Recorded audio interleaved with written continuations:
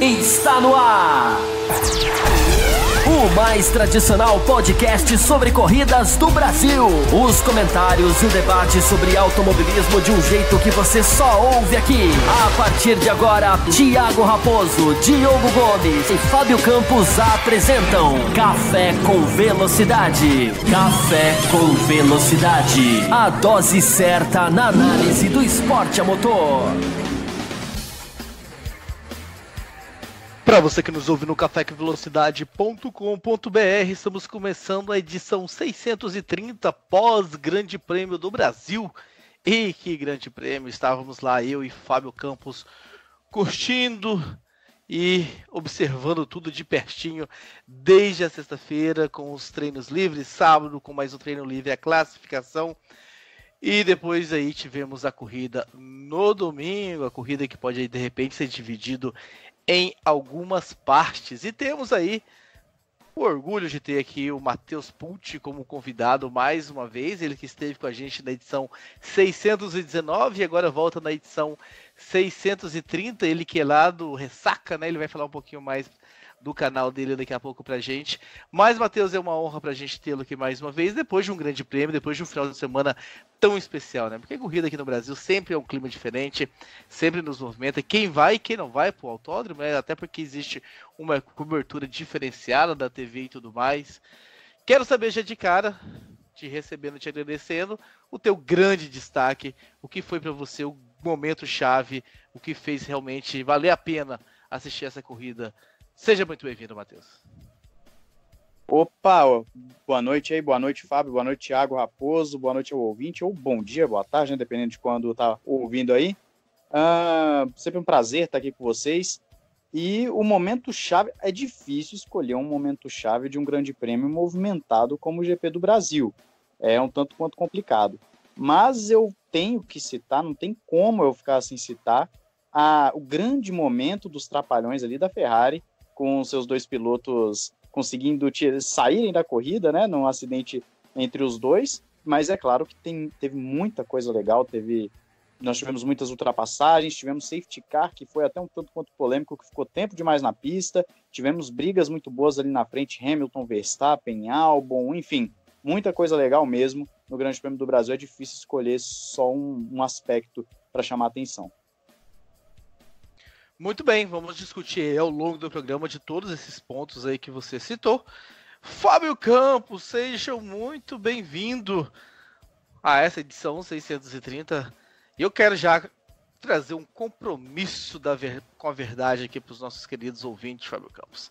Em determinado momento do Grande Prêmio do Brasil, estávamos lá na arquibancada, nós não estávamos assim necessariamente um do lado do outro, né? A gente tinha algumas pessoas ali que nos separavam na arquibancada. Em determinado momento você saiu até o seu ponto e veio até mim e falou o seguinte: me acorda quando a corrida começar. E aí, do meio pro fim, parece que não precisou ir lá te acordar, a corrida por si só te acordou. Conte pra mim, Fábio Campos, desses dois momentos distintos desse Grande Prêmio do Brasil. Vamos lá, Raposo. Bom dia, boa tarde, boa noite para você. Sou eu, sim, Fábio Campos. A minha voz não continua a mesma, mas isso eu já adianto para o ouvinte, que além de ser ressaca, olha, veja o meu trocadilho com o nosso convidado aqui. Ressaca de Fórmula 1, consequência de Fórmula 1, vai ser um benefício para o ouvinte, porque eu vou falar menos nessa edição. Então vai ter muito ouvinte que vai já aplaudir desde o começo essa nossa cobertura do Grande Prêmio do Brasil, que começou na quarta-feira e vai se encerrar essa semana, vai se encerrar nessa edição 630. Foi uma corrida, Raposo, que desenhava-se morna, desenhava-se uma corrida ruim, sim, nas 20 primeiras voltas. Isso que você disse aí não é um compromisso com a verdade tão novidade para os nossos apoiadores, porque eu acho que pela primeira vez na minha vida assisti uma corrida com eles, conversando com eles no grupo de WhatsApp, e eu tinha dito isso lá.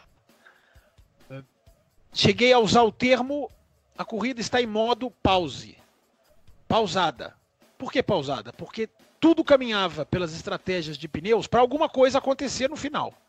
Não sabíamos que seria o que houve, mas alguma coisa a corrida já estava desenhando ali pela diferença de estratégias ao longo do GP. E foi um grande prêmio. Nós dissemos aqui, Raposo, na semana passada, que seria um grande prêmio. Falamos nas nossas lives, enfim, que fizemos de lá, para o Instagram do Café, que faríamos hoje um programa mais sensorial do que técnico e informativo. Para isso temos aqui o Matheus, que não sabe a responsabilidade que está. Se bem que você já viu a corrida. Raposo já assistiu, se eu não me engano, Raposo já assistiu a corrida nessa segunda-feira. Então já tem, então ok. Então fico só eu com um lado mais sensorial. Eu e você também faz os dois lados. Não teria uma corrida melhor para se trazer o lado sensorial do que esse Grande Prêmio do Brasil. Coloquei no meu Twitter hoje mais cedo, Raposo. Saiu de Interlagos gente chorando, gente estarrecida, gente sem voz, isso aí vocês podem ser testemunhas, gente com os olhos cheios d'água, gente que não sabia o que tinha acontecido, gente berrando, gente cantando música, gente feliz por ter visto o que a gente viu naquele final de prova. O lado sensorial, eu posso adiantar o seguinte, Raposo, para você e para o ouvinte. Ver Hamilton e Pierre Gasly subindo aquela reta daquela maneira, nos últimos metros da prova, vale qualquer sacrifício que alguém tenha que fazer para ir assistir uma corrida de Fórmula 1. E esse lado sensorial a gente vai explorar mais durante o programa. Para não fugir da sua pergunta, não foi uma corrida que é apenas produto de Interlagos, viva Interlagos. Claro que a Interlagos é uma pista ótima e é claro que favorece muita coisa. Foi uma corrida produto do safety car, que reforça a importância da existência do safety car, ao contrário do safety car virtual, estéril, ineficaz, inerte, eu diria. Imagine você, ouvinte, se com aquele carro parado do Bottas ali, que não estava numa posição tão perigosa, porque foi a metros de nós, inclusive, de onde estávamos, eu e Raposo. Imagine se ali entra o tal virtual, ao invés do safety car real. Imagine você, ouvinte, para terminar essa abertura, se ao invés da relargada ter sido dada a 2 voltas do fim, tivesse sido ela dada a 3. Teríamos o DRS na última volta. E não teríamos visto Hamilton e Gasly cruzarem a reta lado a lado. Quando a gente fala que safety car virtual e DRS estragam a Fórmula 1 muito mais do que ajudam, a resposta está aí. Grande Prêmio do Brasil de 2019. Exatamente, Fábio Campos. Muito obrigado pela tua abertura. Muito legal aí os comentários que iremos desenvolver ao longo dessa edição. Só agradecendo aqui, você falou, né, como estávamos acompanhados de ouvintes, você falou que bateu papo com os ouvintes do grupo dos apoiadores, tinham muitos lá com a gente, e é sempre legal os encontrá-los, tanto na corrida quanto no encontro, e você que ainda não é apoiador, não deixe de entrar para esse seleto grupo, entre no apoia.se/Café com Velocidade e saiba tudo de como se tornar você também um apoiador deste programa. Em contrapartida, nós temos um grupo exclusivo no WhatsApp, só para os apoiadores, um grupo bem restrito, onde a interação rola solta, onde a conversa rola realmente de uma forma muito boa, Fábio Campos. Então tá aí dado o recado. Dito isso, vou começar a trazer então aqui já algumas impressões, né? Recebemos bastante e-mail nessa semana, eu gosto bastante quando os nossos ouvintes se mobilizam e escrevem para valer mesmo. E eu vou trazer um curioso aqui, Fábio Campos, porque ele é de um desses nossos ouvintes que nos reconheceu lá em Interlagos e veio conversar com a gente. E no fim, foi o pai dele que inspirou ele a nos ouvir, Fábio Campos. Então isso me deixou muito feliz, saber que o pai levando o filho a gostar do Café com Velocidade. Pode ser sorte, pode ser azar. Para você ver como estamos ficando velhos, né? Já tem pai passando Café com Velocidade para filho. Que coisa, que coisa. Não, mas o pai dele tá muito bem ainda. Acho que Sem nós... dúvida. Sem dúvida. Eu tô falando que nós já temos tanto tempo de estrada que já pegamos 2 gerações. Foi só isso que eu quis dizer. Exatamente. Então, trazendo aqui o e-mail do Victor Coutrin. E ele diz o seguinte, Fábio Campos: tenho que começar com a frase mais importante. Esse é o meu primeiro e-mail. Ele escreve aqui em caixas altas para já nos deixar feliz, né? Primeiramente, quero parabenizar e agradecer a vocês pelo excelente podcast. Conheci o podcast pelo meu pai e desde o primeiro episódio já fui tomado pelo ritmo e informações precisas que vocês apresentam. Ouço e já ouvi vários podcasts diferentes e mantenho o café como um dos meus favoritos. Não vou me alongar muito nos elogios, mas simplesmente sou muito fã do trabalho de vocês. Sempre fui apaixonado por Fórmula 1, talvez por morar numa favela ao lado do Shopping Interlagos e ouvir todo ano o som das corridas. Naquele tempo você ouvia os motores a 5 km da pista. Assistia com meu pai e irmão e mais adiante na vida conheci um amigo que também é apaixonado por Fórmula 1, que assistia comigo todas as provas. Dentro de mim sempre nutria a vontade de conhecer a pista, assistir as corridas no autódromo, mas a vida foi acontecendo e nunca dava vazão a essa vontade. Esse ano algo mudou e muito por obra de vocês e da mulher que eu amo. Quando eu comecei a ouvir o podcast e ouvir o chamado de vocês dois sobre como seria a pista, o setor G, os encontros e principalmente pelo Fábio falando que assistir na pista não se compara a nada, tive que dar um jeito. Ouvindo o podcast em um sábado pré-corrida, não me lembro qual, simplesmente comprei os ingressos para levar o meu pai, meu filho e o amigo que falei. Assim na loucura. Quando eu contei para o velho, ele não curtiu muito, sabe como é? Morador de Atibaia, ter que sair de lá, viajar, tudo isso e talvez tomar chuva, mas no final convenci. Ele não foi todos os dias e por linhas tortas acabou sendo até melhor, pois pude levar meu filho na sexta, que não levei no domingo, pois tive um problema com a carteira de estudante e tive que cancelar a compra, e meu irmão no sábado. E vê-los também curtindo esse momento foi para mim um sentimento de realização enorme. Sobre a experiência da pista, posso apenas dizer que foi surreal. Das melhores experiências que tive, mas quero falar um pouco sobre vocês. Sobre a qualidade do podcast seria chover no molhado, mas a receptividade, atenção e carinho dispensados por vocês no autódromo, isso é o que mais fiquei admirado. Se eu entrar em detalhes no e-mail, terá 20 minutos, mas basicamente vocês nos mostraram o quanto a comunidade do Café com Velocidade é importante para vocês. Nos ouviram, trocamos ideias sobre a corrida. Me emociono só de lembrar do meu pai vendo a prova, repito que ele é fã de vocês também, e vocês pedindo para tirar foto conosco, quando deveria ser o contrário. Se eu era admirador, agora sou fã de carteirinha e espero que estejam muitos e muitos anos aproveitando a Fórmula 1, que nós amamos e que nos dá momentos sensacionais, como a prova de ontem. Fábio Campos só acordou depois da primeira rodada dos pits, e ele mandou umas risadas aqui. Muito legal, né, Fábio Campos, esse depoimento. Realmente, sabe, a gente adora essa interação. A gente já falou aqui várias vezes do quanto a gente fica feliz de encontrar o pessoal que nos ouve e bater um papo. Então, Vitor, foi um prazer enorme pra gente. Fábio Campos, quer dizer alguma coisa pro Vitor e pro pai dele, que provavelmente está nos ouvindo? Eu vou simbolizar, Raposo, nele, por ter escrito o e-mail, um agradecimento. Vou ser rápido, não só pelas questões da voz, como para a gente começar a entrar na corrida o mais breve possível. A gente passou uma semana lá, né, Raposo? A gente fez entrevista com a coletiva do Hamilton, a gente foi para Interlagos à tarde durante a semana, a gente teve vários encontro de podcasters, o nosso encontro, o que a gente conheceu de gente, o que a gente apertou de mão de ouvinte que falou pra gente, que gosta de ouvir a gente, faz com que a gente só fique muito, muito, muito motivado. Depois de um Grande Prêmio do Brasil de esqui, arrasa quarteirão para quem estava na pista, e ele disse aí muito bem no e-mail dele, não há uma corrida melhor para se estrear do que esse Grande Prêmio do Brasil de 2019. Quantas pessoas estavam na arquibancada? Depois eu vou falar sobre isso.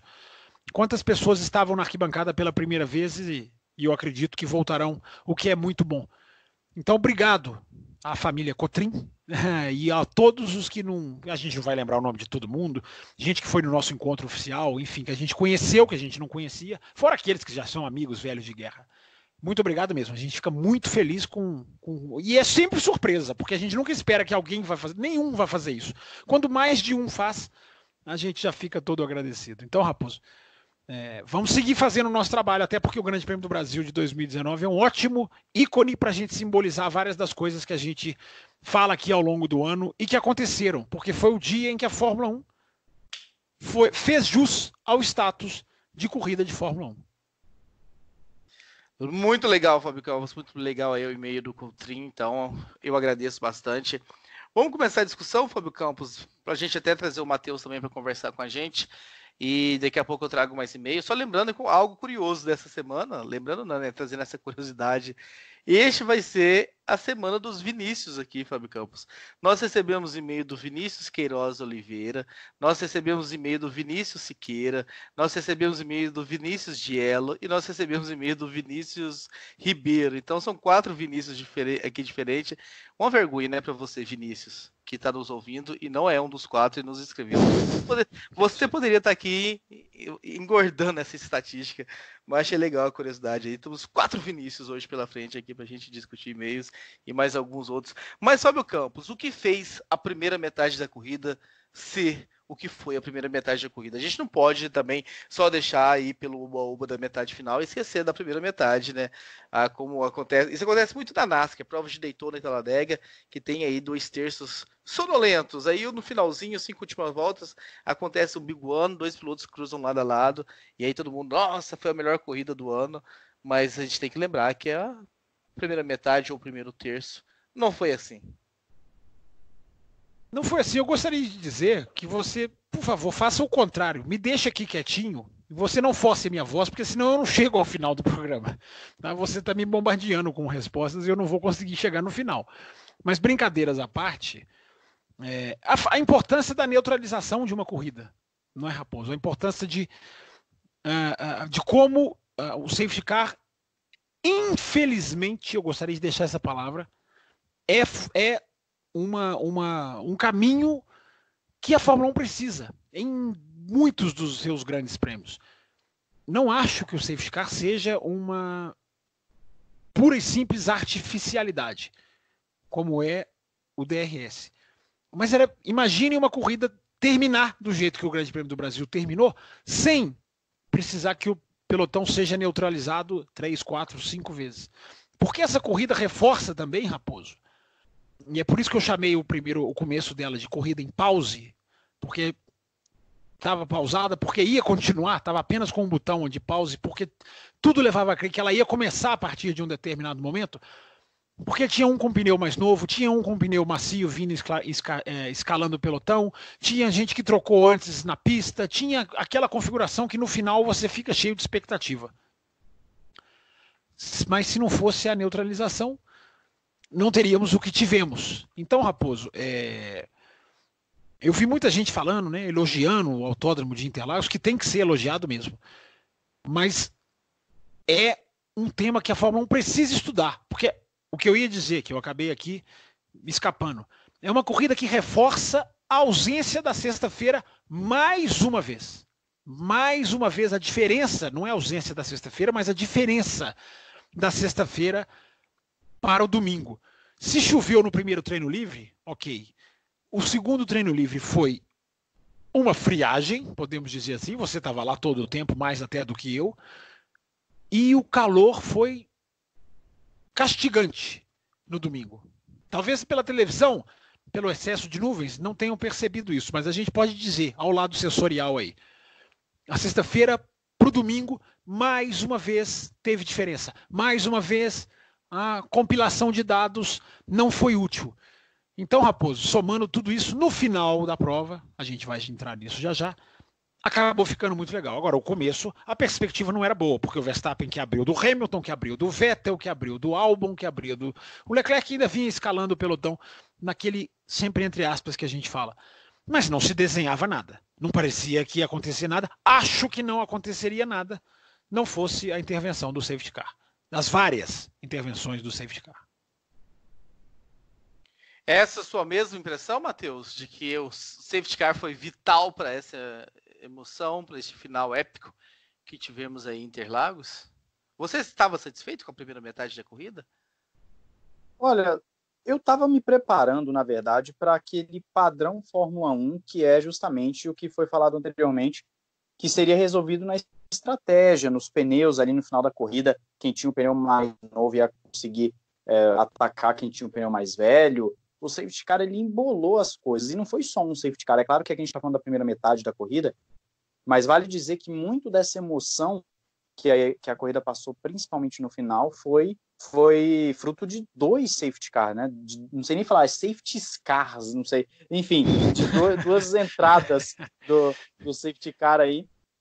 E, claro, o início da corrida não teve muita coisa. Nós tivemos um Leclerc que veio escalando o pelotão, mas isso a gente tem que lembrar que é fruto de uma punição que recebeu, então não é a situação normal da categoria, mas de qualquer forma ele veio escalando o pelotão. Tivemos uma largada interessante onde ninguém bateu, mas depois, como o Fábio falou, o pessoal foi um abrindo do outro. Às vezes ali no meio do pelotão alguém se encontrava ali e tal. Teve até a questão do Ricardo com o Magnussen, que gerou a punição para o Ricardo na ocasião, que, ao meu entender, não tem por que punir, toque de corrida, ao meu entender, enfim, não é nada muito também absurdo para o início da corrida, mas um início de corrida morno, um início de corrida que dava aquela cara de corrida padrão Fórmula 1 nos últimos anos, né? Aquela corrida que todo mundo vê a largada, o miolo da corrida ninguém presta muita atenção, entre aspas, e aí no final é onde fica interessante, que a gente quer ver quem venceu, quem que vai conseguir fazer uma ultrapassagem na última curva, aquela coisa toda. Então sim, o safety car ele salvou esse Grande Prêmio do Brasil, até porque a tão falada chuva que traz boas corridas a Interlagos não veio.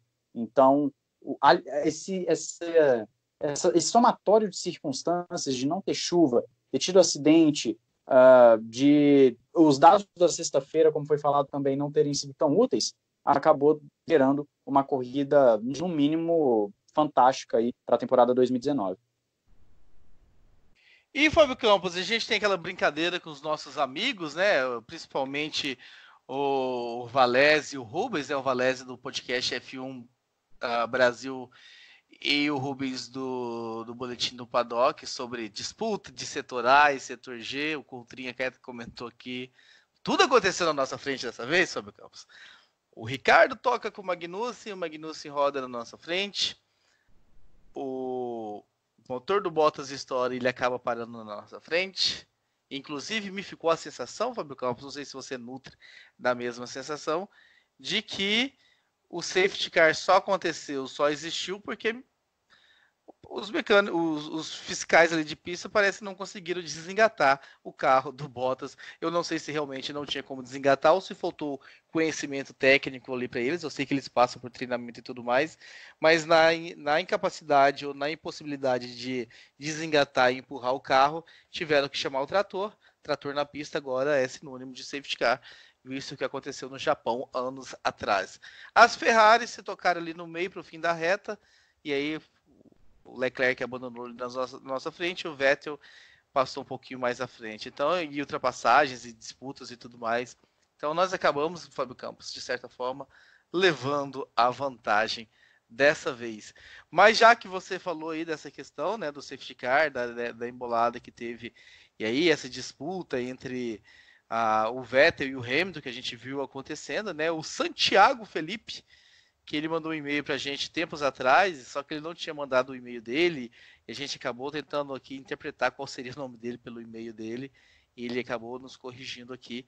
E ele pergunta o seguinte: e a batalha entre Verstappen e Hamilton, problema de aquecimento que a Mercedes estava sofrendo, a decisão de escolha dos compostos, dos pneus, a interferência do safety car na escolha dos compostos, comentando aqui sobre essa disputa. E foi uma disputa interessante, né, Fábio Campos? Porque além da disputa no pit, além da questão da Mercedes tentando sempre fazer o undercut, trazendo o Hamilton uma volta antes, os dois chegaram realmente na pista, principalmente ali no S do Senna, né, tendo a ultrapassagem e a disputa sendo real. A gente às vezes reclama de que falta realmente o roda-roda na Fórmula 1 entre esses pilotos, e dessa vez Interlagos sobrou, Fábio Campos. Se é que sobra roda-roda entre esses dois pilotos.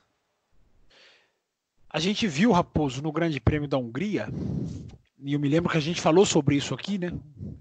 Quando a gente tentou classificar as 4 joias de 2019, que agora a gente pode dizer que são 5, o do Grande Prêmio da Hungria foi a batalha de altíssimo nível, o ouvinte do café há de se lembrar que nós falamos isso, entre Max Verstappen e Lewis Hamilton, em fazer cumprir estratégias. Um por um caminho, outro pelo outro, tendo que andar o máximo no limite para a estratégia não falhar. A gente teve uma evolução do Grande Prêmio da Hungria em Interlagos, muito melhor, porque a gente viu Max Verstappen e Lewis Hamilton exercerem o que sabem fazer de melhor. Imagina, Raposo, Matheus, esses dois com 2 carros iguais, num ano inteiro. Porque nós podemos ficar aqui dissecando por horas a qualidade de um, os defeitos de outro, onde um ganha de outro, aonde um ganha ou empata com o outro. Nós podemos, inclusive, concluir que um tem mais qualidade do que o outro. Mas não há como negar que o roda-roda desses dois é igual. É de altíssimo nível. Há ali o supra-sumo, talvez, da Fórmula 1 atual, que são simbolizados em Max Verstappen e Lewis Hamilton. Tudo que aconteceu, Raposo, que a gente vai falar aqui das Ferraris, dos toques, do safety car, do final de prova da última volta, que foi uma beleza, que foi uma coisa absolutamente... Eu tenho que contar um pouco para o ouvinte da arquibancada o que foi aquela última volta. Temos todos esses assuntos para entrar. Nenhum deles pode apagar o show dado por Max Verstappen, a exibição de gala que ele fez, pelas ultrapassagens que ele fez, por retomar a posição mais de uma vez, pelo que foi nas relargadas, quando era segundo e foi magistral em tomar a primeira posição, e quando era primeiro foi magistral em arrastar a relargada até metros da linha de chegada. A capacidade que esse rapaz, porque não é menino, mas que esse rapaz guiou, para ser. Eu recomendo ao ouvinte, eu vou assistir ainda, porque eu não vi nada da corrida, a não ser o que os meus próprios olhos me mostraram ali na reta oposta. Todo mundo que assistiu, eu recomendo reassistir, analisando apenas o que fez esse piloto da Red Bull, porque foi um show. 2016, o show foi só dele, praticamente. Só dele, em Interlagos. Dessa vez não foi, o que é ótimo. O que torna esse grande prêmio talvez até maior do que aquele. Talvez, não sei. Boa discussão para travarmos. Dessa vez o show não foi só dele, então eu me sinto na obrigação de dizer. Não se esqueçam, pelas diversas polêmicas que foram polêmicas, manobras e assuntos, não se esqueçam que essa corrida teve um dono. Teve um cara que pegou e botou no bolso. Max Verstappen. Matheus, esses dois aí, são dois realmente que estão pilotando no alto nível, né? Pelo menos esse ano a gente viu aí, com várias vitórias os dois, o Max aí também conquistando vitórias no plural neste ano, e o Hamilton conquistando aí mais um título, em momentos completamente diferentes da carreira, né? O Hamilton já consagrado, sacramentado, com títulos e títulos nas costas, indo em busca do Schumacher, né? Esse ex-campeonato. O Verstappen ainda sem título, começando a construção da carreira, começando entre aspas, né? Começou muito jovem, já está lá há algum tempo, mas agora sim, sabe, talvez chegando aí ponto do máximo dele no automobilismo, da curva realmente ascendente aí que ele vem mostrando nos últimos tempos. Quero saber a tua opinião de como você viu esse roda com roda, essa disputa, esse coloca por fora, esse dá o troco, esse vai atrás, esse muda a estratégia e alternâncias de posição. Como é que você viu esses dois? Qual é a leitura que você faz da disputa entre Verstappen e Hamilton? Olha, eu vou começar um pouquinho mais de trás. Eu vou puxar ali para 2015, quando o Verstappen chega na Fórmula 1, chega com status de prodígio, de estrela, porque tinha 17 anos de idade, o primeiro piloto a chegar tão jovem assim à Fórmula 1. Inclusive tem uma regra, né? Posteriormente foi criada a regra que somente com 18 anos ou mais pode chegar na Fórmula 1. E o Verstappen, ele tem uma coisa que é fundamental para ele ser esse ícone que ele é hoje na Fórmula 1. ele tem o que a gente chama de ser um piloto raiz. Como assim? Ele é o piloto que chegou na Fórmula 1 trazendo aquilo que faltava à Fórmula 1. Faltava agressividade, faltava ser desbocado, faltava unir a agressividade com inteligência, com ímpeto, com não ter o respeito pelo cara que está à frente dele. E o Verstappen, você soma isso tudo, e claro, tem a questão da juventude, às vezes comete um erro ou outro ali, que, né, a gente sabe muito bem que os pilotos jovens tendem a fazer isso, mas você junta um Verstappen, que ao meu entender, uma nova geração, o Lewis Hamilton, que é o principal nome da geração mais velha, você não tem como sair algo ruim disso aí. Não tem como, realmente. O Max Verstappen e o Hamilton, quando eles chegam roda com roda nas corridas, é show garantido.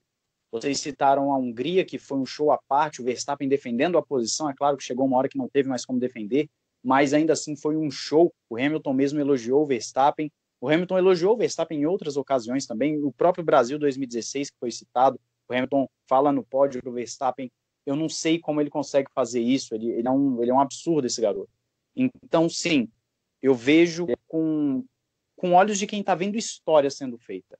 Lewis Hamilton buscando o Michael Schumacher, um Lewis Hamilton que quando era jovem era muito mais agressivo do que é hoje, um Lewis Hamilton que cometia os erros que o Verstappen comete.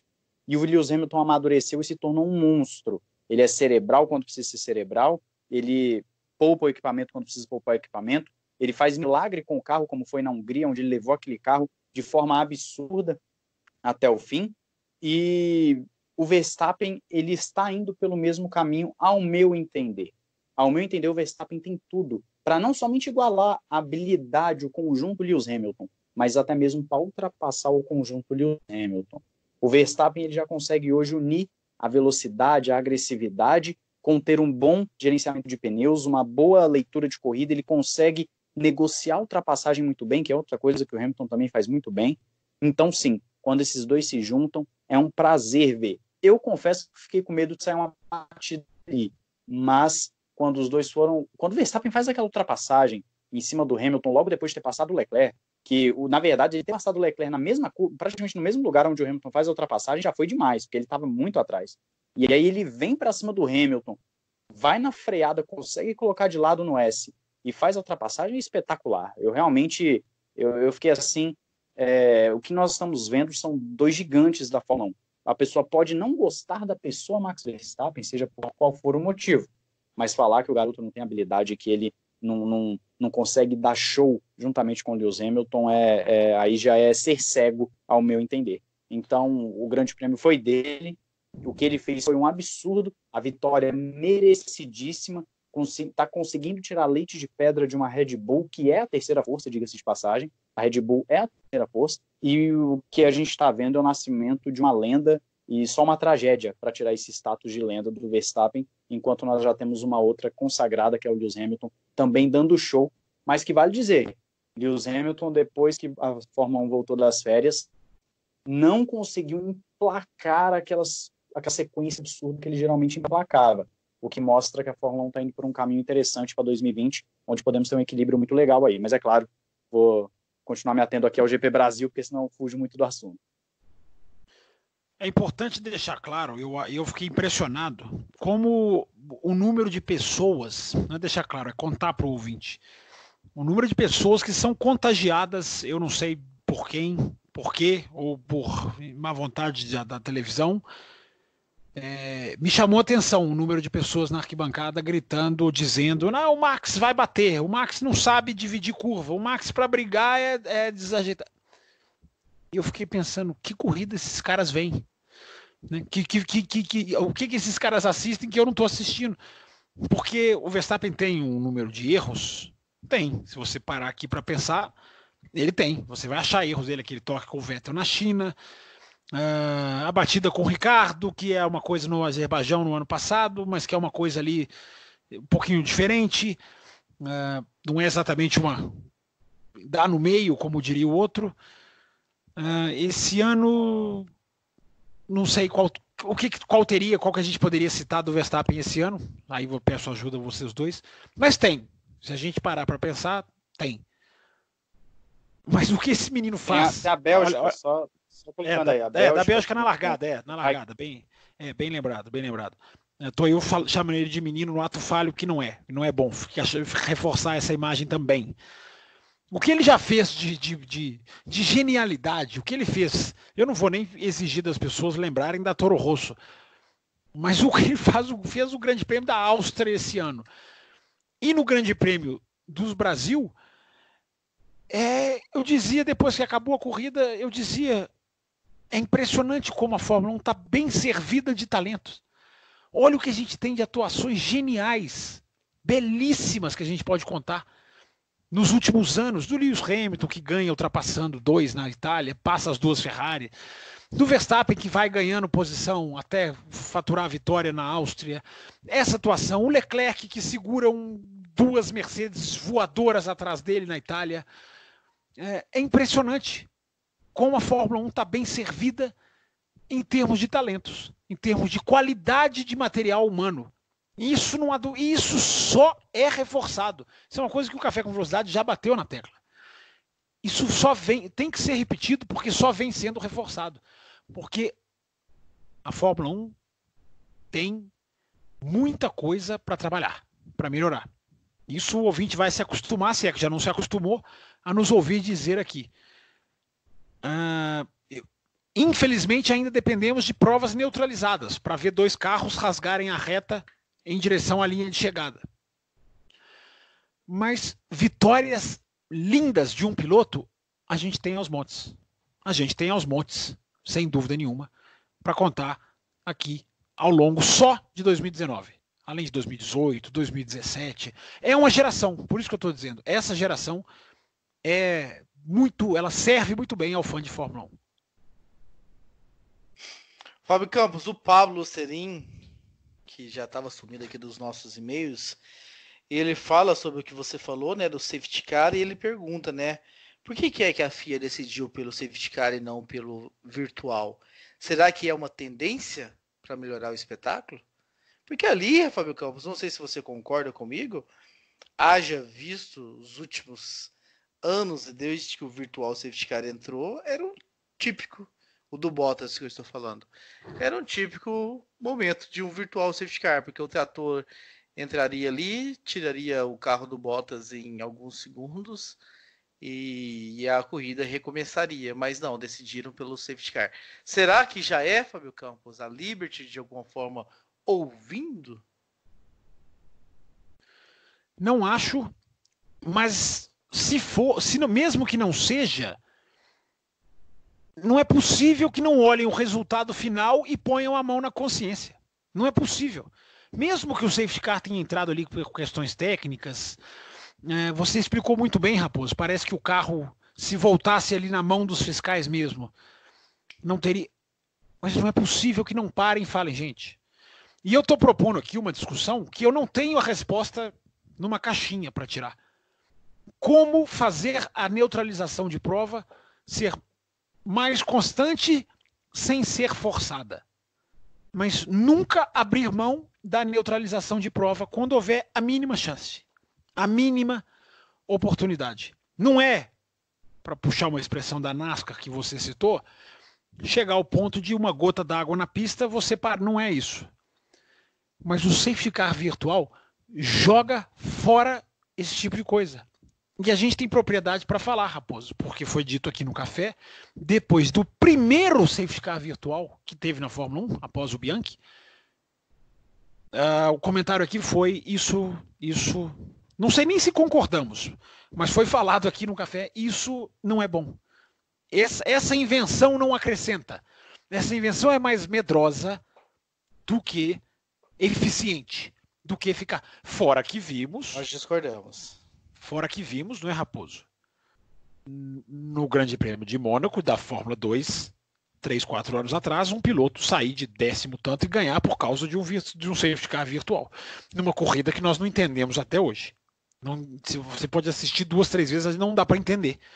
Mas o que dá para saber é que aquele safety car virtual interferiu. E no resultado da prova. Imagina no Brasil, se não tivesse havido a neutralização do pelotão. Eu gostaria de te perguntar, Raposo, nós continuamos discordando nesse ponto ou não? Ou foi só naquele primeiro programa? Talvez esse grande prêmio de Mônaco tenha amenizado a discordância, né? Porque eu sempre gostei da ideia do Virtual Safety Car por causa da justiça, né? Sempre eu achava mais justo do que anular a diferença de um piloto que, por méritos ou por carro, seja lá o que for, tinha trabalhado ao longo da corrida para abrir uma diferença para os seus rivais e de repente ver essa diferença cair por água abaixo. Era a questão da justiça que eu clamava ali. E aí veio o Grande Prêmio de Mônaco e aí me mostrou que não existe tanta justiça assim. Dá para se ter injustiça também com ele. Então a minha ideia acabou. Hoje eu tô meio que mais susceptível. À extinção do Virtual Safety Car. Para tentar tirar você da susceptibilidade. Com quem foi feita a justiça? É a pergunta que eu sempre te fiz. Com quem foi feita a justiça no Grande Prêmio do Brasil de 2019? Com o Verstappen, que liderava 30 segundos, ou com o público na arquibancada? É isso. É o público na arquibancada. Esse tem toda a justiça. E o Verstappen, mesmo se você falasse que o Verstappen foi injustiçado, você vê que o cara, quando tá para ganhar, dá para ganhar. Quando tá num dia de ganhar, não quer dizer que o safety car vai tirar a vitória dele. Porque por mais que tenham tentado na pista ganhar do Verstappen, ele foi, e quando caía para segundo voltava, e quando tinha relargada retomava. É um show, incrivelmente um show. O Matheus pediu a palavra, nós não deixamos ele falar ainda. Fala, Matheus. Exatamente, isso que eu ia falar.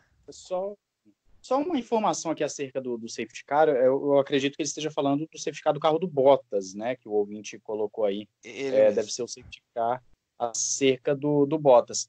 O diretor de prova da Fórmula 1, que eu não vou lembrar o nome, porque eu ainda estou com o Charlie White na cabeça, ele falou, ele deu entrevista, ele mesmo, ele deu entrevista falando o porquê do safety car deles terem acionado e de ter demorado tanto, já que o Bottas tinha parado num local ali que facilitava a remoção do carro.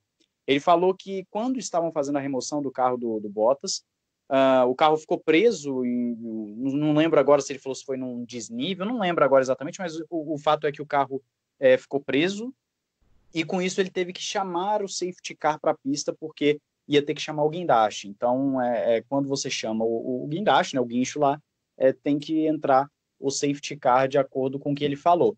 E aí ele disse que demorou para sair esse safety car, porque foi uma das críticas que eu fiz no momento, de que havia demorado demais aquele safety car do Bottas, né? Inclusive, ele demorou tanto que a corrida ela esfriou, ela não estava quente, mas ela deu uma esfriada boa ali, porque ficou Matheus, me permite eu quero só adicionar uma informação para você continuar o seu raciocínio.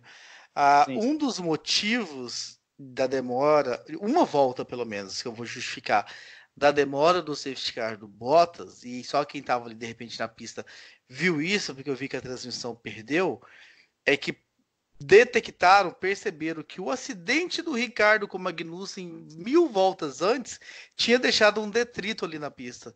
E durante o safety car, não sei se foi o piloto do safety car, alguém percebeu isso e estava talvez prestes a relargar, e aí eles meio que avisaram os fiscais, e os fiscais correram lá e tiraram esse detrito que estava lá desde o acidente do Ricardo com o Magnussen. Uma volta, pelo menos, dessa demora do safety car foi para limpar esse detrito que tinha ficado na pista. Ah, sim. Legal.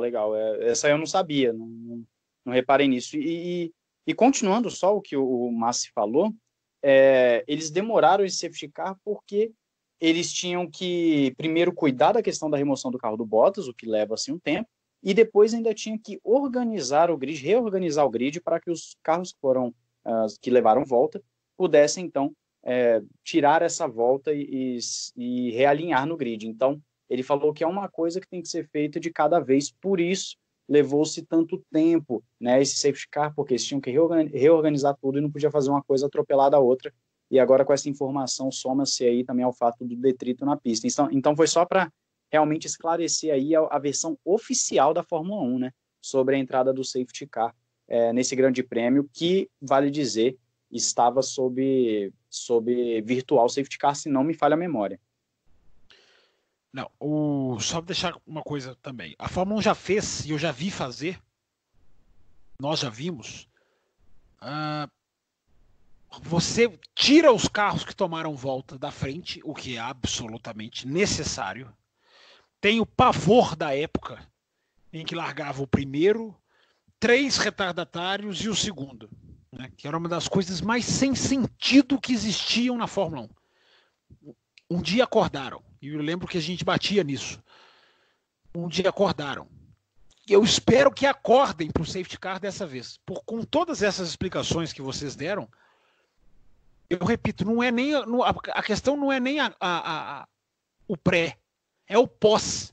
Que cheguem agora e falem, meu Deus, que grande prêmio do Brasil nós vimos terminar. Que corrida a gente viu chegar no fim.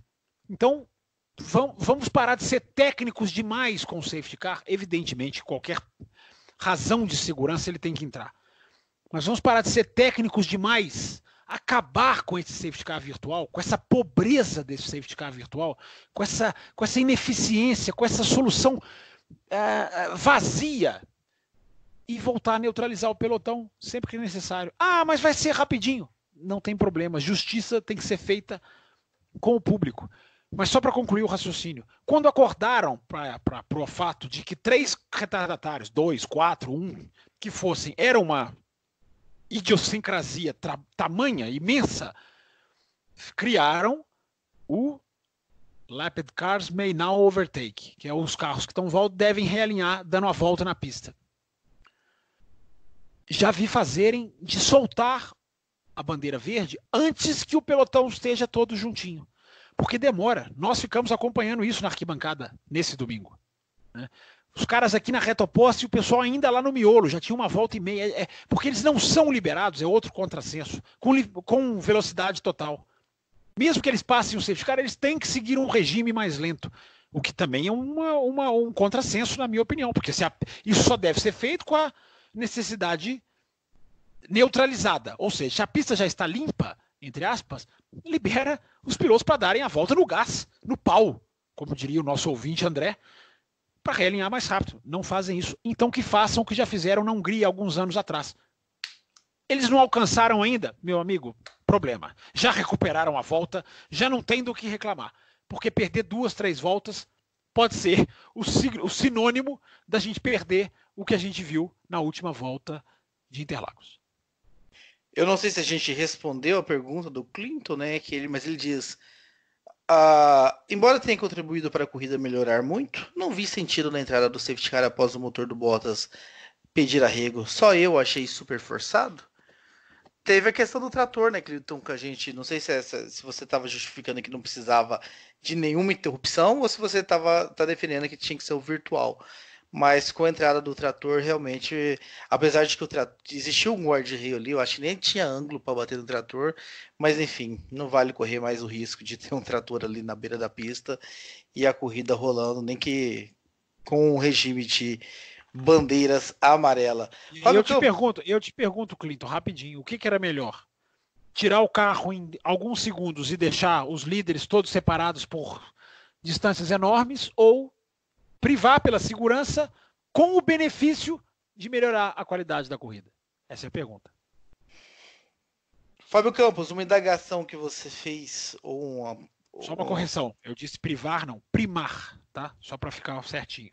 Só para deixar esclarecido. Uma constatação que você fez na sua abertura é assunto aqui do e-mail de um dos Vinícius. O Vinícius Siqueira, né? Ele fala: Vinícius, meu nome é Vinícius Ferreira Siqueira, ou Siqueira Ferreira, não ficou muito claro aqui para mim.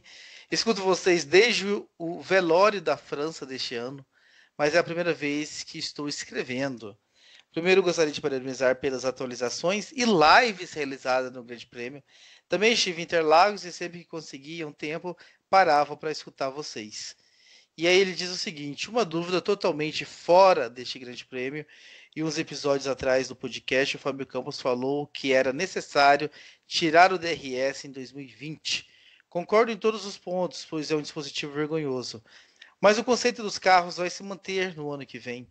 Aí o que seria pior? Uma temporada inteira igual ao velório da França ou um show de falsas ultrapassagens igual nos Estados Unidos?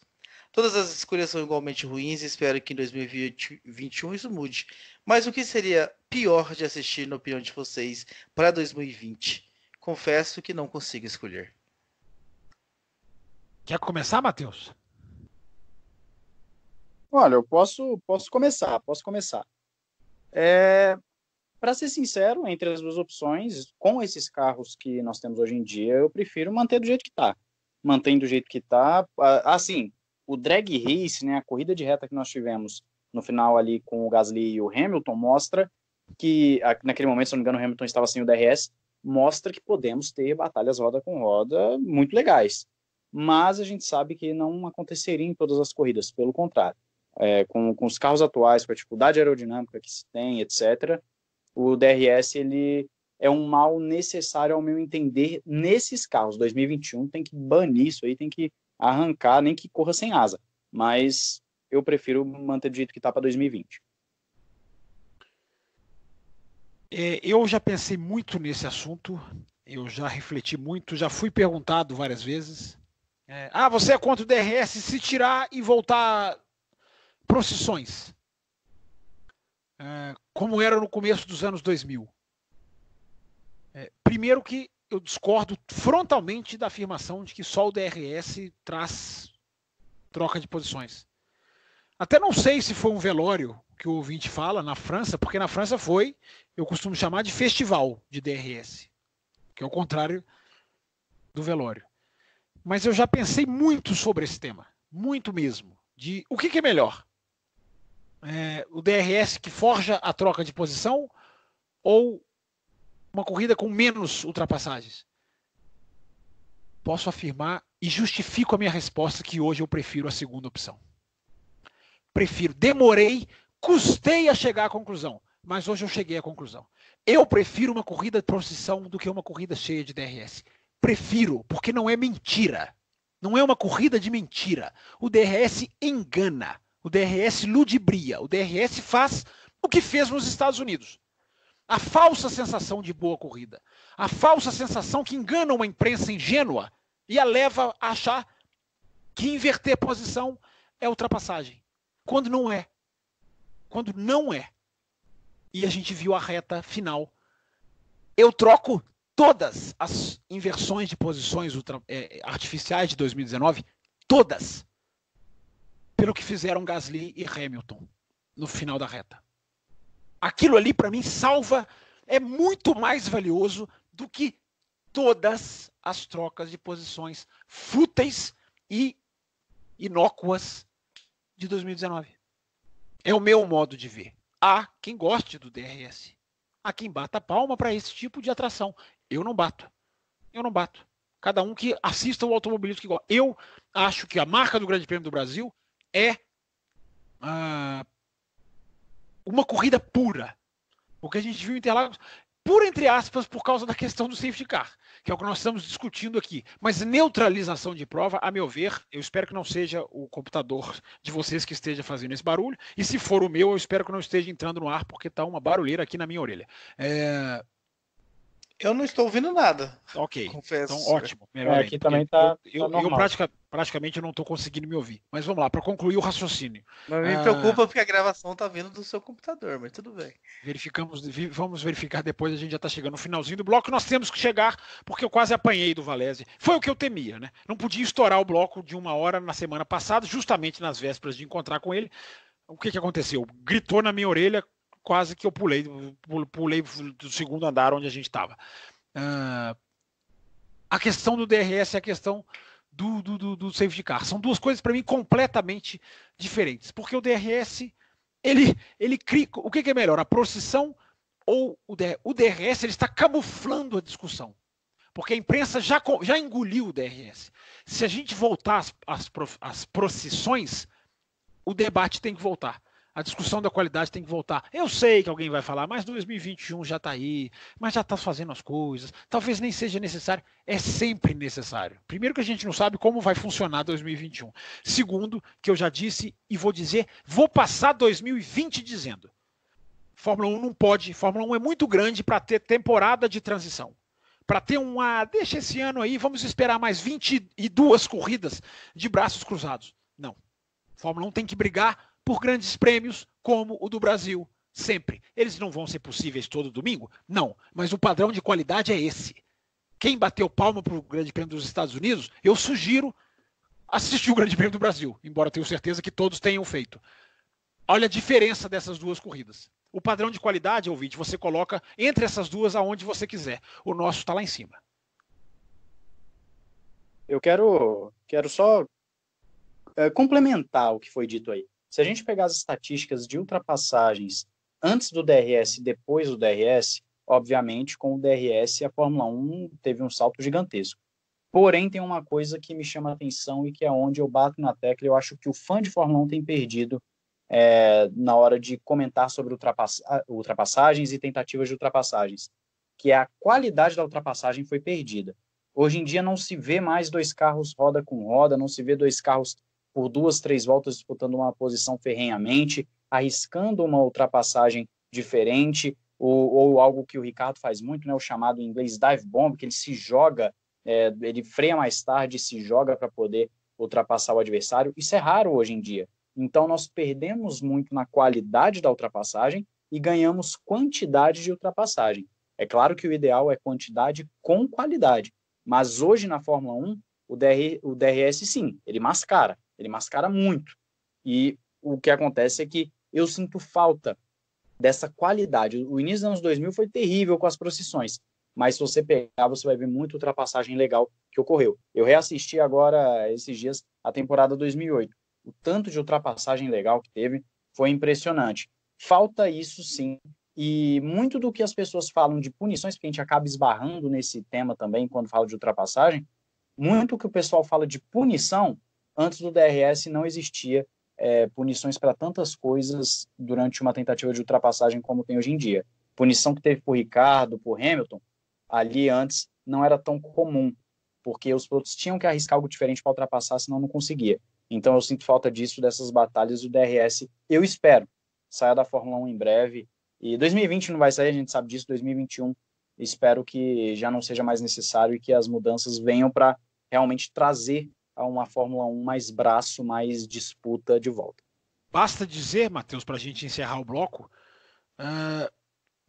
que se o Hamilton abre a asa ali, até a disputa acaba no meio da reta. Não teria a menor graça. Ali acabou. Não teria todo mundo na ponta do pé.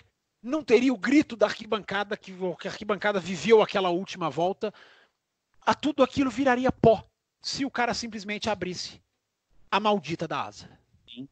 Sim, exatamente. Ali a asa ia acabar com tudo que foi gerado naquele momento. A gente sabe que aquela drag race, como falei anteriormente, só foi possível porque não tinha uma asa aberta e, claro, inclusive fez com que o mundo parasse para olhar e falasse: o motor Honda deu conta de uma Mercedes, que é um assunto até interessante também. Matheus, estamos aproximando aí do final deste primeiro bloco, e como você vai nos deixar ao fim desse primeiro bloco, não estará com a gente no segundo, eu quero trazer o assunto do segundo bloco aqui, meio que para você dar um teaser, né? O pessoal vai saber a tua opinião e a gente vai encerrar o bloco. Quem quiser ouvir mais sobre o assunto aqui, ouça o segundo bloco. Para introduzir o assunto, eu vou trazer aqui o e-mail do Danilo Duarte, que diz o seguinte: em primeiro lugar, gostaria de agradecer pelo encontro do Café com Velocidade. Foi um grande prazer conhecer vocês pessoalmente, estava muito descontraído, foi possível socializar com todos na mesa redonda que rolou no final, foi muito divertida. Foi a minha primeira vez em Interlagos e fui presenteado com uma corrida espetacular, na minha opinião, foi a melhor da temporada. E a minha pergunta é, para você, Matheus, nos acidentes entre Hamilton e Albon e entre os dois carros da Ferrari, é possível apontar culpados ou foram incidentes de corrida? Bom, vamos lá. Só já dando fazendo um momento mexendo aqui, quem acompanha lá o Ressaca F1 já deve ter passado raiva com a minha opinião. Falando rapidamente, analisei em câmera lenta ambos os acidentes, não somente esse, mas como do Ricardo também. Dei a minha explicação de que eu vejo como completamente, absurdamente, de forma indiscutível, ao meu entender, claro, que é acidente de corrida. Por quê? Falando rapidamente aqui. No caso do Hamilton e do Albon, o Albon vai fazer a sua tangência normal da curva, então ele tem que abrir para poder fazer a curva. O Hamilton vê o gap.